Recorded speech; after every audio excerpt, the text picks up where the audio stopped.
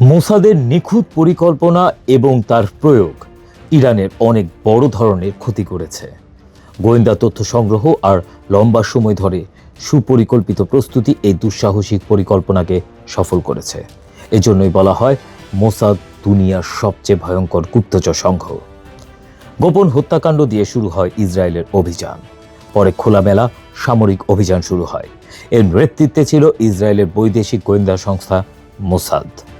ইসরায়েলের যুদ্ধ বিমানগুলো গতকাল শুক্রবার যখন ইরানের পারমাণবিক ও সামরিক স্থাপনার দিকে উড়ে যাচ্ছিল, তখন ইরানের অভ্যন্তরে লুকিয়ে থাকা মোসাদের ছদ্মবেশী সশস্ত্র গোয়েন্দা দল এক ঝাঁক সশস্ত্র ড্রোন এবং সাধারণ যানবাহনের মধ্যে লুকিয়ে রাখা বিস্ফোরক খোলস ছেড়ে বেরিয়ে আসে।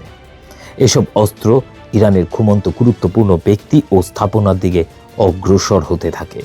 গোপন অভিযানের প্রথম ধাপে নিহত ব্যক্তিদের মধ্যে ছিলেন ইরানের সামরিক বাহিনীর প্রধান major general Mohammad Bagheri, revolutionary guard কোরের প্রধান মেজর জেনারেল হোসাইন সালামি এবং তেহরানে অবস্থিত ইসলামিক আজাদ বিশ্ববিদ্যালয়ের প্রেসিডেন্ট ও পদার্থবিজ্ঞানী মোহাম্মদ মেহদি তেহরানচি।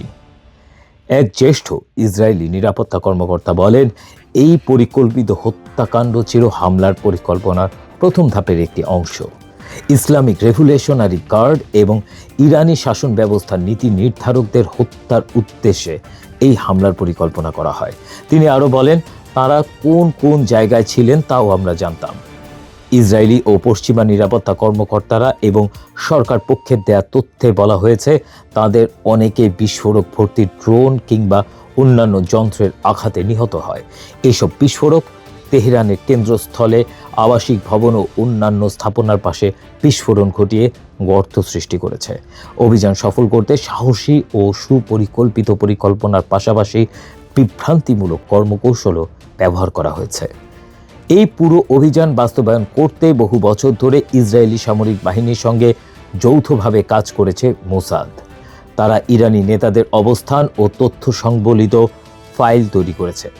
এর মধ্যে তাদের বাসা, বাংকার, গোপন আশ্রয়স্থলের তথ্যও ছিল। এক ইসরায়েলি নিরাপত্তা কর্মকর্তা বলেন, অতি সম্প্রতি ইহুদিবাদী রাষ্ট্রের গোয়েন্দা সংস্থা মোসাদের ইউনিটগুলো ইরানের আকাশ প্রতিরক্ষা ব্যবস্থা অকার্যকর করার উদ্দেশ্যে খোলা জায়গায় নিখুঁতভাবে আঘাত হানতে সক্ষম অস্ত্র স্থাপন করে। বিশেষ করে ইরানের ক্ষেপণাস্ত্র প্রতিরক্ষা ব্যাটারির কাছাকাছি এসব অস্ত্র আগে বসানো হয়। এর উদ্দেশ্য ছিল হামলার কয়েক ঘন্টা আগে এই প্রতিরক্ষা ব্যবস্থা নিষ্ক্রিয় করে ফেলা। মোসাদ আরও আগে থেকেই ইরানের ভেতরে বিস্ফোরক ড্রোনের একটি ঘাঁটি গড়ে তোলে।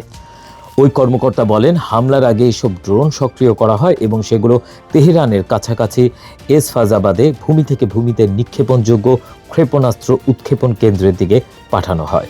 ইসরায়েলি যুদ্ধ বিমানের বিরুদ্ধে ব্যবহার হতে পারে এমন অন্যান্য প্রতিরক্ষা ব্যবস্থা নিষ্ক্রিয় করতে সাধারণ যানবাহনের ভিতর বিস্ফোরক ও উন্নত প্রযুক্তি লুকিয়ে রেখেছিল মোসাদ। দূর থেকে নিয়ন্ত্রণের মাধ্যমে এইসব বিস্ফোরক দিয়ে প্রতিরক্ষা ব্যবস্থা ধ্বংস কিংবা বিপর্যস্ত করা যায়। ইসরায়েলি এক কর্মকর্তা বলেন, এমনকি যুক্তরাষ্ট্র যখন ইরানের সঙ্গে পারমাণবিক আলোচনা আবার শুরু করে, তখন এই অভিযান বাস্তবায়নের পরিকল্পনা চূড়ান্ত ধাপের প্রস্তুতি চলছিল।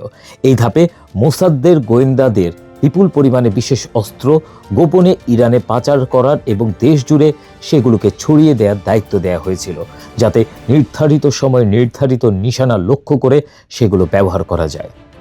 সন্ত্রাসী কায়দায় ইসরায়েলি কর্মকর্তারা গতকাল হুমকি দিয়ে বলেছেন, ইরানের শীর্ষ নেতাদের নির্মূল করার এই অভিযান অব্যাহত থাকবে।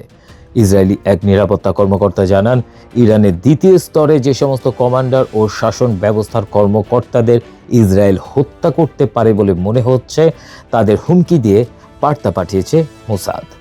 কেউ দরজার নিচে চিঠি পেয়েছেন, আবার কেউ ফোন কল পেয়েছেন কিংবা কারো স্ত্রীকে ফোন করে হুমকি দেওয়া হচ্ছে। এই বার্তাগুলোর লক্ষ্য ছিল পরিষ্কারভাবে জানিয়ে দেয়া যে মোসাদ জানে ওই কর্মকর্তা কে কোথায় আছেন এবং তারা মোসাদের নাগালের মধ্যেই আছেন। মোসাদের এই হুমকিকে খোদ মার্কিন প্রেসিডেন্ট ডোনাল্ড ট্রাম্প প্রকাশ্যে সমর্থন জানিয়েছেন। গতকাল সামাজিক যোগাযোগ মাধ্যমে দেয়া এক পোস্টে তিনি নিহত ইরানি নেতাদের উদ্দেশ্যে লেখেন, তারা সবাই এখন মৃত। এরপর তিনি ইরানকে সতর্ক করেন, তারা যদি পারমাণবিক অস্ত্র তৈরির চেষ্টা বন্ধ না করেন তবে আরও ভয়াবহ হামলা আসবে। ইসরায়েলের প্রধানমন্ত্রী বেনিয়ামিন নেতানিয়াহু ইরানকে হামলার কঠোর হুঁশিয়ারি দিয়েছেন। তিনি বলেছেন, আয়াতুল্লাহ শাসন ব্যবস্থার প্রতিটি স্থাপনায় এবং প্রতিটি লক্ষ্যবস্তুতে আঘাত করবে ইসরায়েল।